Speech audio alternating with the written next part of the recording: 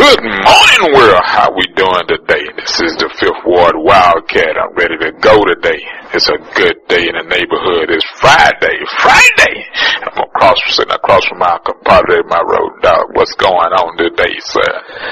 It's not a good day in the neighborhood, so you sound like Mr. Rogers or Mr. Robinson when you say that. But I thought about that last week. But that's you. That's fine. Hey, this is the one and only KG. I'm the less wealthy, less known of the KGs compared to Kevin Garnett, but I'm older and better looking than he is. Thank you for listening to another podcast of KG and the 5th Ward Wildcat. Like I tossed it in there, Wildcat. That was smooth, wasn't it? Wasn't that smooth? We're trying to lighten the mood here because Wildcat and myself are not very happy right now. He came in and asked me if I heard the news, and I was like, I had no idea what you're talking about. He told me the news of the plane crash, killing Oklahoma State head coach Kurt Butke and assistant coach Miranda Cerna and 2 others. I won't go. I want to go into basically everyone on the plane crash was killed in the crash, and on the plane was killed in the crash. More details are still coming out. The coaches were going to or come back from a recruiting trip in Arkansas. The bottom line is condolences or thoughts and prayers with all the families of the people involved in the crash. I knew Coach Cerna. I've known her for years. I don't even know how long it's been, 5, 10, 15, who knows how long it's been, and I always bump into her at the Women's Final Four, and I enjoyed talking to her. I just want to have, I guess I can't say it's a regret. I sent her an email. I didn't call her or text her, and I wish I would have now, but I sent her an email probably early October, wishing her good luck. It's prep for the season, and she didn't reply to it, and I asked Coach Butke at the Big 12 Media Day a few weeks after that to be sure when you get back to Stillwater to let her know that Chris Gardner says hi and wants to know why she and I replied to my email, and he told me that he would do that. He would deliver the message.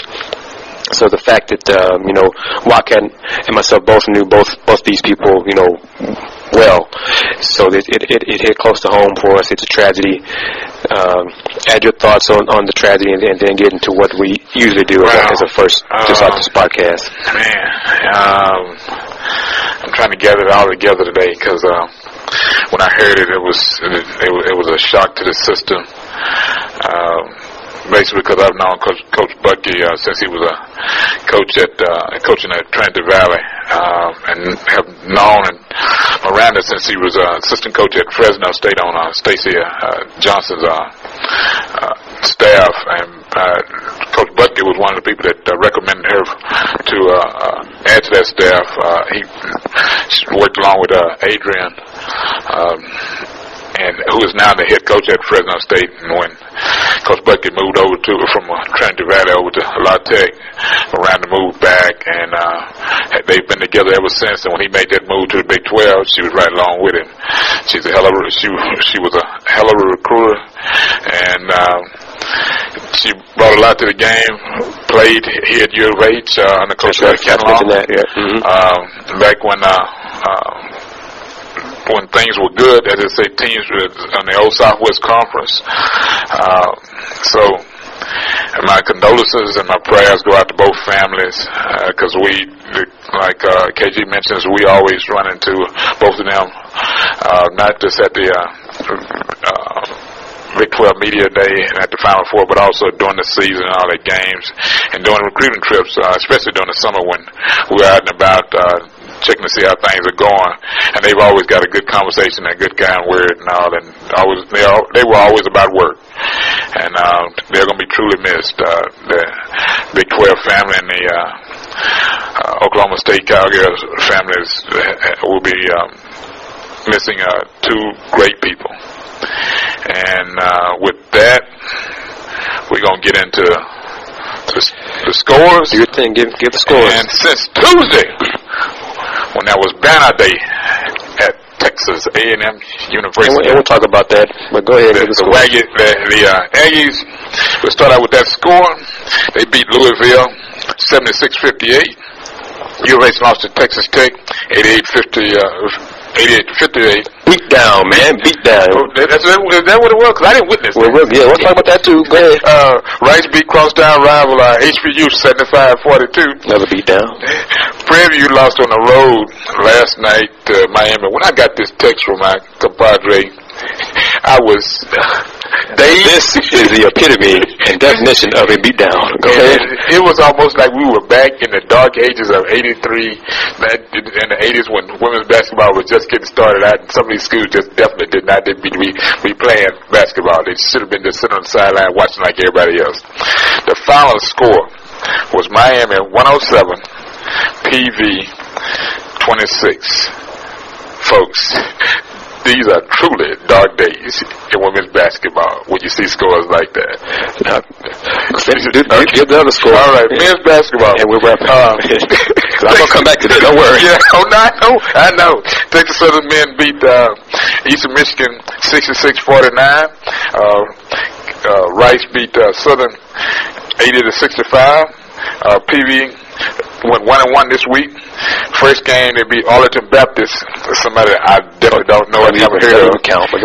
93-35. I found a score on the NC2A website, so I guess it was relevant. So it's official, but yeah, go ahead. PV lost, and then they lost to Florida Gulf Coast 68-59. St. Thomas got their first loss on the road this week, losing to St. Edwards out of Austin, 104-75. Women's volleyball reason is the main reason it's relevant is because I am a Raven. I'm a St. Jack product. The women's volleyball team are now at the Nationals, and they are 2-0. And the first game they beat Wallace State, Hansville 3-1. Then they beat College of Southern Idaho 3-0. And their match this evening starts at 6:30 p.m. in the semis against Glenn College. And that is my scores from Tuesday up to today. All right, and I'm going to touch on because we saw almost half of those teams, some of those games that you mentioned. But I want to go backwards and start with the 107-26, whatever embarrassment. And first, let's say Miami is the number 7 team in the country, so they are their ACC favorite to win their conference. So they are a legitimate squad. They have 2 All-Americans on the team, so they can play basketball. But now, to that point, to a point, Miami had just lost a game. Lost to Tennessee on Tuesday. Meaning the next team in was going to suffer, and that happened to be PV. Yes, and suffer they did. But the loss was so bad you can just probably just forget about it and move on to something else. So it's not on Miami's level. We'd hope that they would. Based on what we saw preview against Rice, that they'd be competitive against Miami. Nobody expected them to win. Hell, I expected them to be within 30, but I did not expect them to lose by 80. A quote from Coach Toyal Wilson, PV head coach: "The first half wasn't a good example of how we are capable of playing. We came out timid, and in the end, the aggressive won the game." I'll say they won by 81 points. I've never seen. It's very rare to see something like that in basketball. Women's basketball, whatever. That's a high school level score. Especially involving Yates. Especially or some HID schools on the girls' side. But anyway. Yeah. Do we want to start with banner raising ceremony? Nope. I want to be critical of Coach Rim. PV Panthers. I'm picking on PV right now. We can do that. I'm not even sure. I didn't want to look at the schedule. Florida Gulf Coast is, but apparently they are better the than school that I remember. Arlington Baptist. Used to be a JUCO. So what are you saying, sir? Are you saying that they lost to a JUCO? Just like Shriner College has moved up from junior college all the way to the 4-year schools. Apparently, Florida Gulf Coast has done the same thing. Now, if you schedule in teams, because that's not a check game, I did not assume that is a game to get a check. Right. When you scheduling games and you add in and you looking up and trying to build confidence and wins from what we hear these coaches quote sometime, you better check out who they have on the team, because some of these teams are rigged with transfers, JUCOs that are guys that can't find a place elsewhere, and they just kind of like fell in that lap, came back home, been out on the street, and all of a sudden now they're playing basketball. You show up thinking you got it going on, and you find yourself in a dogfight. And apparently that's what Prairie View thought was going on. Because I don't think that Coach Rim would have scheduled them if he thought it was going to be a buzzsaw. I'm just saying. That's a good point. He may not have scheduled them thinking they would lose a game, trying to prepare them for their upcoming game. They have a Sunday game at Nevada, and then they go to Waco, I think, on Tuesday. 2 more beatdowns, especially the game against Baylor. I'm not sure how good Nevada is, but I'm pretty sure they're better than Prairie View. You're in Reno and Mountain Air. So, I just, my personal philosophy is you can't get better playing teams that you're better than. And that goes for any level of sports. Clearly you have to, based on schedules and the commitments and things you have to, sometimes it's unavoidable that you have to schedule certain opponents that you are better than for recruiting, for, whatever reasons. But back-to-back games was the Shriner, Arlington Baptist, and Florida Gulf Coast does not impress me at all. So that's my 2 cents on that. See, we're in the SWAC. We're talking about SWAC because we will get to UVH and Game Day being here. Don't worry about that, listeners. We'll get there. Bear with us during this podcast. Calendar is on. I saw Southern, the men play versus Rice Thursday night at Rice at the House of Tudor Field House. I'm telling you, Southern got a good team. Southern was picked to finish dead last in the SWAC in their preseason poll. With their guard play, I'm not sure if that's going to be the case. They did a good job against Rice's defense. Coach Braun even acknowledged it after the game that the Owls' perimeter defense got beat too much in the contest. But Southern was led by Quentin Doggett, front court player, scored 18 points, grabbed 8 rebounds. Derek Beltran. I mean, they're a short team. They're a little team. They're not very big. The Owls played small ball for the most part. But Southern only had 2 turnovers at halftime against Rice. They finished with 13 because the Owls ramped up the defense in the second half, especially the last 10 minutes of the ball game. The Owls won 80-65 thanks to junior Tamir Jackson scoring a career high 29 points. And freshman Wildcats, one of his new buddies now, Dylan Ennis, came off the bench, scored 14 points. For a pass first point guard, he took 6 shots in only 20 minutes, and he came off the bench shooting. First few shots were threes. He didn't even pass the ball. He came out the bench firing. Some of the quotes from Dylan and Coach Braun and Tamir are right up on my website, which you can see at HoustonRoundballReview.com in the area colleges team section on the website. There are links to it in the menu on the top of the homepage and every page after that, really. But it was a good, solid win for the Owls. They cut down the turnovers. They went down from 25. They committed in the first game versus New Orleans to only 9 last time versus Southern. It was a nice, solid victory. It's not like they beat a known opponent, a big-time opponent. But it's one of those games that you could easily lose if you don't step up your play and get the job done. So kudos to the guys for coming through. They play again Sunday afternoon at 3 o'clock versus the Maryland Eastern Shore at Rice before they go down to South Padre for the rest of the Invitational. So I want to talk about basically an overall thing because we caught the end of Texas Southern game Tuesday against Eastern Michigan. Basically, TSU, Rice, and U of H men's basketball is where it's happening this year in the city of Houston. This will be a great year for rising talent. College basketball in this area. It hadn't been like this for a while, where all 3 programs would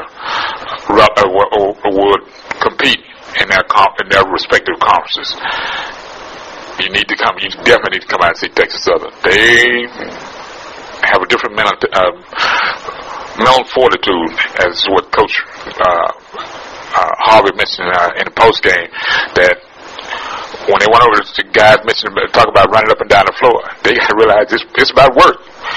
And at 2 schools for sure, U of H and Texas Southern, they'll be definitely getting up and down the floor.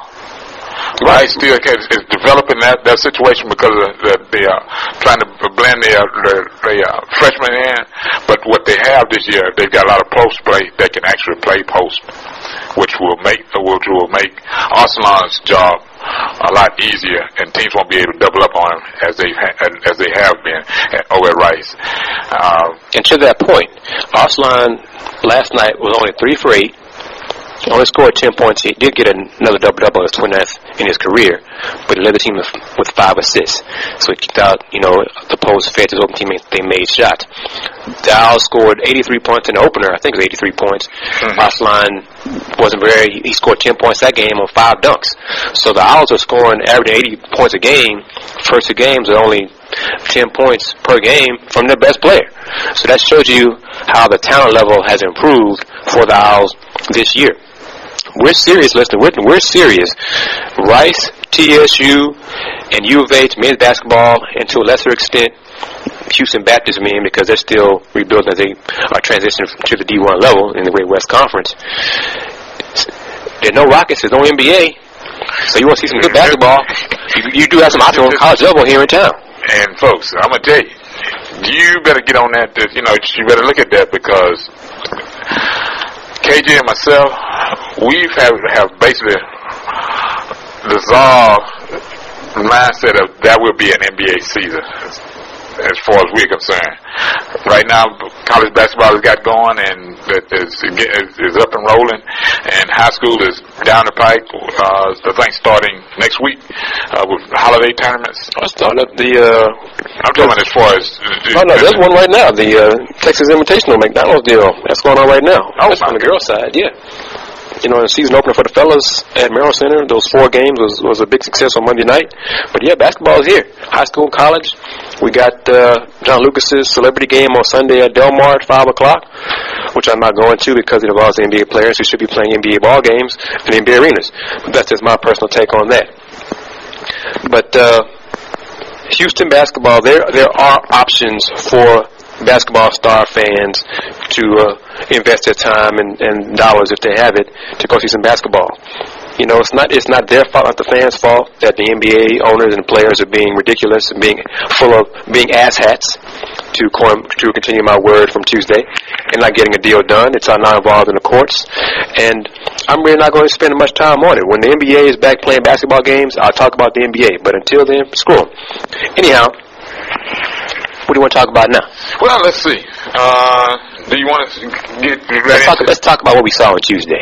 The national champion Aggies playing Louisville. Louisville was shorthanded. They were without 3 starters, including their starting point guard, Shoni Schimmel, who was serving a suspension for playing a non-sanctioned 3-on-3 tournament this summer. She made a big difference. My goodness. Louisville just doesn't have a point guard to deal with Aggies' pressure defense. Had a start.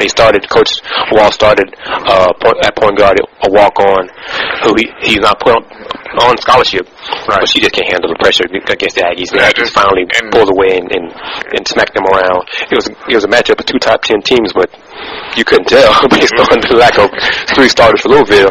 However, Louisville's freshman Bria Smith is the real deal. She's from Christ the King out of New York. She scored 20 points in the game. She was attacking the basket, blowing past Aggies left and right. Including the policeman. And she is the real deal. But the Aggies do what they had to do. Won the ball game. Sydney Carter, senior point guard, senior guard for the Aggies, picked up a career-high 8 steals. I didn't realize that until I saw the box score after the fact. It was interesting because it wasn't like she was out on the floor all night, and working that hard. She reminded me of someone we watched, for about 4 years here at U of H, Nicole Oliver. You don't notice what they've done until after the game is over and you get your hands on the box score. That's just the way, smooth player, not erratic. She goes with the flow, but she gets the job done, and when she scores, she scores. But right now, she's they put an effort in defense, and Coach Schaefer has that group just going right now early. They look strong. They look good, and they also won Thursday night, blasting Arkansas Little Rock 83-54. So the Aggies, they continue staying in the top 10. They'll be ranked top 10 pretty much all year because of the schedule they're playing, et cetera, et cetera. They have a home game this Sunday, the 20th, versus Mississippi State at 1:30. And that game, our colleague, WBCA President Beth Bass, will also be in attendance to give game ladders, sponsored Warner Ladder. Yeah, Warner. Will be delivering game ladders for the, basically it's symbolic of cutting down the nets at the championship game that the Aggies won in Indy. So they'll be there for that at 1:30. I won't be there. I'm not making the trip. I'm going to be at Rice watching the Isles fellas play Maryland Eastern Shore. So there's a lot of things going on basketball-wise here in town. You folks, move on. Don't cry about the NBA. It ain't here. Adapt, adjust, get on something else. Support the Dynamo, playing the LA Galaxy in the Cup final on the 20th as well. Get a third shot. Good luck to the Dynamo. On Sunday, I will be in Austin watching the Lady Longhorns. Which should be a beatdown against Alcorn State. It should. I put it like this. It better be. I agree. If I'm making the trip, it better be. They're playing Alcorn. Hopefully, Alcorn shows up and puts an effort out. Hopefully, they don't lose by 81 points like their SWAC I doubt that sisters. I doubt that happening. I think a little bit more fight situation, not literally, but basketball-wise, will happen. Oh, the other thing that I noticed on Tuesday's game, especially when it was late, when Coach Walsh looked down the bench with about, I think it was during the last media timeout, looking to try and get some chemistry going to where some flow would get started and they run some sets, some half-court sets. Looked down and didn't see that point guard. It was basically rotation. And it was the first time that I've watched the coach on that level and out of a top 10 team look down the bench and didn't see an answer. And it was a look on his face that I hope no one has that down the road, because when you're in a fight, you gotta hope you got bullets and all. Well, that's, you saw that look. I saw that look Wednesday night at Hawthorne Pavilion. Talk about that game. Buchanan. I saw that look. The look with no bullets in the gun, not enough weapons. How did it? First, they were missing two players. Center May Woods didn't play, and freshman Malika Lloyd Drake, guard, both didn't play because they're banged up. Played Texas Tech. Texas Tech is 25th ranked in the AP poll. They just pounded the Cougars, 88-58. They scored, I think, the first 15 points of the ball game. They led 20-2 at one point in the game. First half, they completely took U of H's best player, Portia Landry, out of the ball game. They double teamed, they trapped her. They just made sure P was not going to beat them. She had 6 turnovers in the first half. She missed all 6 of her shots. If Portia doesn't get anything done for the Cougars ain't going to score. And that's what happened. She was scoreless in the first half. She bounced back with 20 in the second half, but the game was out of hand by the end. It was no contest. I expected U of H to lose by 20. They lost by 30. So, as I've said on the podcast earlier, it's going to be a long year for the Cougars, especially non-conference, because the non-conference opponents are no joke. Considering, next up is Georgetown team on Saturday in D.C., which is hurting. Georgetown lost on Tuesday, also on Wednesday, versus LSU. Georgetown only scored 40 points. Now, Georgetown is not a team that scores a lot of points. They don't shoot well. Right. They trap, press, play ugly basketball. So, and they're upset because they've now lost twice. They lost to LSU and they lost to Maryland earlier this week. So they're kind of pissed off, I'm sure. And I'm sure the coach Furlow is getting after them and ready for them to bounce back, redeem themselves, and prove it, because they were ranked top 10 preseason and now they lost twice. So they're sliding down the pole. So the Cougars are going to be in the wrong place, the wrong time, 12 o'clock on Saturday. They're going to get beat down. I hope it's not 50 points or worse, but it could be, because the Cougars may not score more than 40 points in the ball game, and the Hoyas will force turnovers and score, layups and transition and fast break. They are bigger. And literally, they're bigger, more athletic. The Cougars don't have athletes at all. So it's going to get ugly before it gets better, because there is some help coming. Help is on the way even this season, but I won't get into that because I can't say anything officially on record about that. But there is help on the way when conference play starts in January. So I'll say that. They can file that away, listeners, for future podcasts for reference. But it's going to get darker before the dawn comes for the Cougars. It's just one thing that Roxana Button, one of the seniors on the team, said to us after the game in the post-game press conference. She was asked what she hopes the freshmen take from the game, and Roxana basically said she hopes they learn from this and they want to get better. It will inspire them to work harder, because the freshmen, like most freshmen, have fragile minds, and these beatdowns may crush them, may cause them to crack. It's going to get worse. But the sooner the freshmen realize what they need to do to get better and to compete on the college level, especially against top-level competition, the better off the Cougars will be. So if they don't crack under these tough competitors in non-conference, then come conference play in January, things could get better. But if they crack, oh boy, that means it'll be Portland playing by itself, trying to score 40 points a game, hoping that their teammates score 30. And let me follow my own sword here, because this young lady has not played well the first 2 games. Tasha Tubbs, who I touted as one of the important scorers for the team this season, is a combined 3 for 20 in the first 2 games. She was brought here as a JUCO transfer as a shooter, not a scorer, as a shooter. So 3 for 20 is not getting it done. She's got to play better. She is that second option, consistent option that the Cougars will need in order to win and be successful at all this season. Well, Coach Buchanan, he told us, early on, once everybody got here, got on campus, and they were getting ready to start practice, that this would be a long season for them, basically because scoring would be a major problem out of this group. So, now here it is, the season has started, and this is where they are. But folks, they still need your support. I mean, it's bad basketball when you come out and see it, but still come out and check them out, because, like KG mentioned, help is on the way. It's down the road. Exactly, help is on the way, and this comment is to my Cougar alums.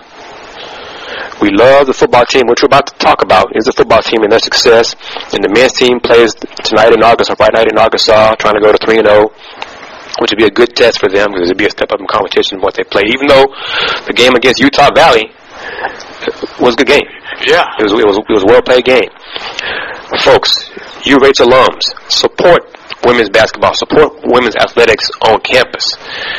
The UH women's basketball team won the conference championship last year. When I arrived at Hawthorne Pavilion Wednesday at 6:30, 30 minutes before tip-off, versus a top 25 team, I could count the number of people in Hawthorne's with my fingers and toes and be done. That shouldn't be. And be done. I tell you, there was 20 folks in there at 6:30. That should not happen. Now, granted, in a college level, folks started arriving and they announced the attendance at 8:07. There weren't 800 folks in the building at the end of that game. But Cougar alums, support Cougars. Okay, we are critical. We blast other schools make fun of other schools for their support. One thing you cannot be critical of the Aggies, of the Longhorns, of the big time programs, is they support athletics. They support their own. So, in contrast, the A&M Louisville game had nearly 7,000 people at that game. At a 3 o'clock game, 7,000 folks in the rain, in the thunderstorms and the rain came to see that game. Talking about lightning that you could actually see. Because going up there, it was hard to see driving on that road. We were driving 40, folks. So, yes. We were driving 40. So, in all seriousness, Cougars need to support Cougars. But I'm happy to say, and not just football, because we have a game at 2:30 here at the Robertson Stadium, Senior Day, on Saturday afternoon, involving the 10-0 Houston Cougars versus the Southern Methodist 6-4 SMU Mustangs. Game's going to be on Fox, right? Yep. But there you go. Before the game, the mothership, ESPN College GameDay, every night is on campus. KG and I, we get kind of pissed at them because of who they are and what they're trying, the message that they're trying to. Oh yeah, well, journalism-wise they suck, but right now they're relevant. But their promoting of college sports is huge and immense. ESPN College GameDay is on campus at the University of Houston. The gates open, I think, at 4 this morning. 4:30. Yeah, I was told that the parking lot gates open at 4:30. So maybe even earlier than that. Oh yeah, the crowd that's sitting outside, and it would behoove some of these folks around the area that sit, I'm going to wait until the sun come up. You better not, because you won't find a parking space. Folks, everybody will be out and on campus this week. Parking is already short-handed. Because of all the construction, right? Because of construction. Don't get caught in the traffic. Don't let the sun catch you. Very, very true. Because especially for the, I guess you want to call it the pit for game day. Game day coverage on TV starts at 8 o'clock on ESPNU, then switches over to ESPN at 9 o'clock. It'll be 8 to 11 on TV at University of Houston, but the pit will have about 300 fans, and it's first come, first serve. It says fans can get there. The area opens to fans at 6 o'clock, so 2 hours before the show. You better be there before 6 o'clock if you want to be seen on a TV screen, because it's going to fill up, ESPN's here Friday. ESPN is here. Yep. So I advise you. Allen is on campus. The game is sold out. You need to get here early. If you're a student sleeping on campus, take a nap now. Take a deep nap middle of the day. Get your sleeping bag and camp out and get your behind there and support U of A's football and Coach Sumlin with their chances to improve to 11, because they have to keep winning in order to get to the BCS. But let's talk on something that you and I have discussed on the car rides to and fro these basketball games. And we discussed many. Funny to this time. One of the things that was discussed on Twitter Sunday, let me just bring it up like this. On ESPN's BCS Countdown show, basically it's their projections and things of that sort. Toward the end of the show, their expert, whose name I don't know, and I apologize because I just flipped to it to see what was going on. Their expert projected U of H playing Alabama in the Sugar Bowl. I put that on Twitter, and I got some replies from some of my buddies saying it would be bad. It would be bad. It would be a bad way to end the season. It would look bad for U of H. They'd prefer another matchup against a lesser opponent, shall we say? And they mentioned Oregon because of the excitement of the two offenses going against each other. And I thought that was a bunch of crap, because at some point, if you want to be held on a certain level of having your program talked about, not just because of an individual, but as a program, you better be playing somebody from a program. You better be playing the SECs. You better be playing the Big Tens and the Pac-10s. You better be beating them down. The bottom line is this: some of our colleagues, and I've even seen on ESPN and other websites now comparing this year's U of A squad to Hawaii 2007. They got blasted by Jordan in the Sugar Bowl because they were all offense, no defense, whatever. And I still have that quote from Coach Jones. He said point blank, we're here to play football, and we're going to find out what we made of, and we're going to find out where our program is. And this is going to be the judgment right here. And that's my point. Some of our colleagues are also Cougar alums. I'm not going to name names. You can figure out who I'm talking about if you think about it real hard. If we as U of H alums, U of H University of Houston Cougars football want to be considered a big-time program, wear the big boy pants, then we need to compete against the big boys. Okay, I'm not saying the Cougars would beat Alabama. I don't think they would at all. But I bet they'll score more than 6 points. They'll score more than 9 points. I know one thing for sure. Somebody's got to stop somebody. Exactly. We're going to find out if they can. That's going to be the problem. They're going to score points against Alabama. They're going to get run over by Mr. Richardson and crew, run up and down the field on them. That's fine. But if U of H wants to get considered big time in athletics, in football especially, you need to play and compete with the big boys. Put on the big boy pants and let's go see what we got. I don't care if, one of my buddies said the loss would tarnish the season. It'd be a 13-1 season. I'm not going to, when I'm old and gray, I'm not going to sit around and say, boy, I remember that year we won 13 games, but that one loss ruined our season. Bump that. 13-1, 13-1. Folks, that was a conversation we had going up there and coming back, because we just couldn't figure out how you could be dissatisfied with 13 wins in a season when the program has never been there before. Never been there before. And that was a subject that we talked about at our first trip, like how as great as this program here at U of H was under Coach Yeoman, to be this far into the season and not have been 10-0. Right, not to be undefeated before this. Correct. But right now, you need to go with the day, where it is right now, and just ride take this tidal wave and just ride with it, because you may not get here again. Exactly. Because things got to, and we're all finding out. Coach mentions it every week. It has to fall. Everything has to fall into place for you to get to this point, this late in the season, and it's fell into place. You got to ride this wave. You got to surf and ride this wave all the way to the beach. You got to bring it in. Exactly. I want to continue riding the wave, because how great do we want to be?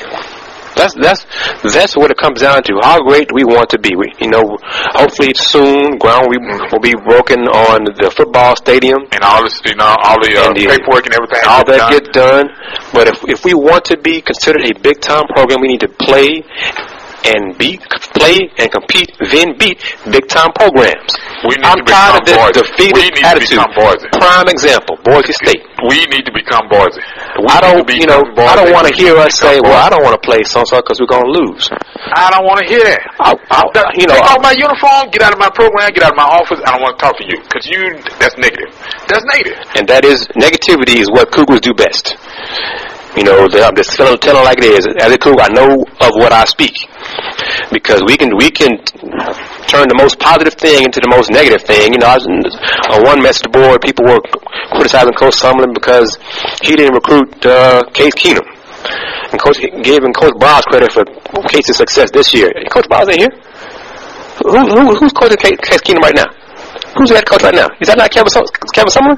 That's who I so was standing on the side. Our Browns is not on this team anymore.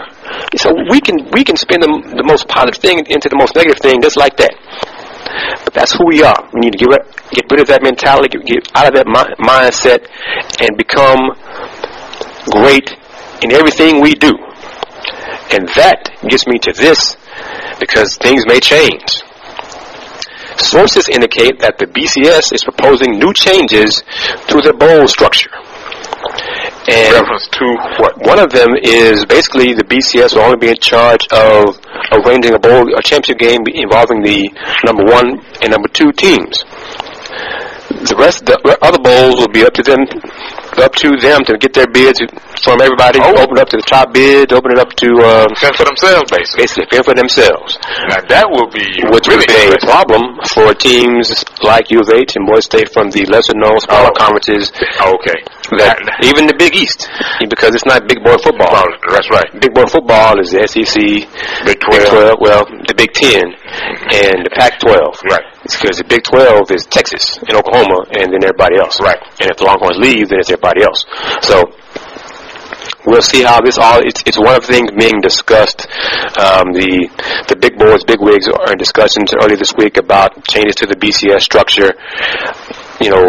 Involving get rid of the automatic qualifiers, which impacts University of Houston.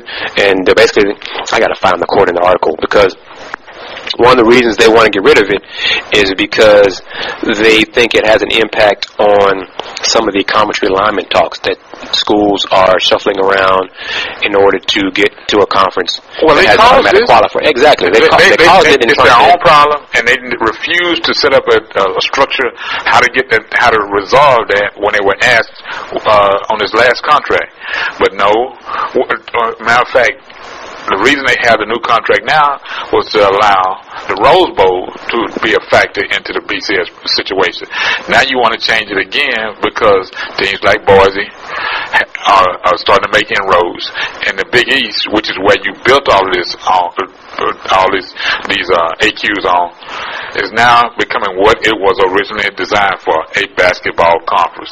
Now you're reaching out beyond your boundaries and beyond your regions to bring in football programs and allowing them to football only, like Boise and was it BYU and Air Force?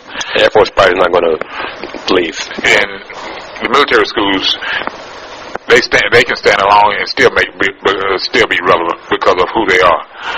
But now you've got U of H, SMU, and who else? Who was there? Central Florida.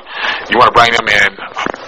with all else, with football and now Olympic sports, to give you at least a minimum of what, 8 teams? Hopefully. Well, that's all sports, you know, because I mean the Big East still has. I mean, total have like 14 teams already. You know, they're losing West Virginia, Syracuse, Pittsburgh, but you still got the basketball schools, the Catholic schools, plus everybody else. So all this said and done, they still may have 17, 18 teams in the league. And you got the basketball schools controlling everything right now. And so when these new schools come in, you know somebody's president is going to make a stink. Once they get in, and says, "Okay, y'all been running this for a while. You need to turn it over to the football people." And all they have to do is make a phone call over to ESPN, which set that conference up, and said, "This is how things gonna get done from here on out." And basically, to wrap up the BCS proposal, there's a bunch of proposals that have been discussed, but the basically involved just handling the championship game 1 versus 2. The champion of the SEC, ACC, Big Ten, Pac-12, Big East, and Big 12 conferences would no longer receive automatic entry into the bowls that currently make up the BCS rotation, which is the Rose, Sugar, Fiesta, and Orange. So instead, all 11 FBS conferences and their members, as well as football independents, would begin, this is what I like, in theory, each season with an equal chance of reaching the national championship game. Yeah, whatever. And by eliminating the automatic qualifying clause, BCS officials hope that conference realignment and expansion, in some cases, done in hopes of securing AQ status, would subside. That is the part about why U of H and Boise State would be interested in joining the Big East, because they're automatic qualifying conference. So if they remove all that, it's going to hurt U of H and Boise State's chances, because if there's no longer an automatic qualifying, if nobody has them, then what is the point of leaving the Conference USA and going to the Big East? And now the merger makes most sense with Conference USA and Mountain West. However, I will retort and say, basketball-wise, I still rather be in the Big East because of the basketball schools and the powers that are in that Big East, that conference, compared to the Mountain West. Speaking of that, we fall back to Tuesday's game, where we witnessed the women's basketball. If you, once the transition happens, the recruiting will change. And folks, I'm going to tell you, Big East basketball is a style that you hadn't seen on a regular basis. It'll be interesting how recruiting changes around here in this area, from Conference USA setups to Big East setup. Well, you know, that's no question. I mean, Coach Buchanan realizes that a move to the Big East, you know, whatever, if they go to a better conference, he has to get better players and to compete. And Taylor and Tyler Gilbert and Jessica Palmer are 3 players ranked nationally in the recruiting services. So that is a step in the right direction. However, he'll have to eventually get players better than them in order to be successful in the Big East Conference. It's got to be on a consistent basis, without a doubt. Because, let's be realistic, it would take years for anybody, U of H, anybody else, to get to where Connecticut is. Hell, even the teams in the Big East, except for Notre Dame, are on the level of Connecticut, year in, year out. You know, with top-level recruits. Louisville is picked, I think, 3rd in the Big East preseason polls, but even they are not on Connecticut's level, and they're a top 10 team. And Louisville is better than U of H. Right now. So, they're better than U of H, you know. But yeah. What the Courtney's junior year? Who? Louisville. That's Angel McCautry? Yeah. When they went to the Final Four? Oh, yeah. No. U of H is not on that level. You know, Angel McCautry bet anything Conference USA seen since Sandy Jones. You know, so as far as relating to a U of H team that we've seen and what we've seen, the Sandy Jones Hunter teams could compete in the Big East. Okay, yeah, that's what Conference USA was awesome. Now, when they had Louisville and DePaul and all of them in the TCU all in the same conference. And Cincinnati, and that's the other thing. Cincinnati and DePaul have changed. Right. They are not relevant in the Big East anymore. Well, DePaul is, and Keisha, what's Keisha's last name? Keisha Peters. I'm sure I got the name wrong, but she, I think, was named along with Skylar Dickens from Notre Dame preseason player of the year in the Big East. So Big East talent level is just light years ahead of talent level in Conference USA, which means U of H will definitely have to upgrade their talent. But the doors will be open because you can go to top level recruits in the Houston area and say, we're playing the Big East.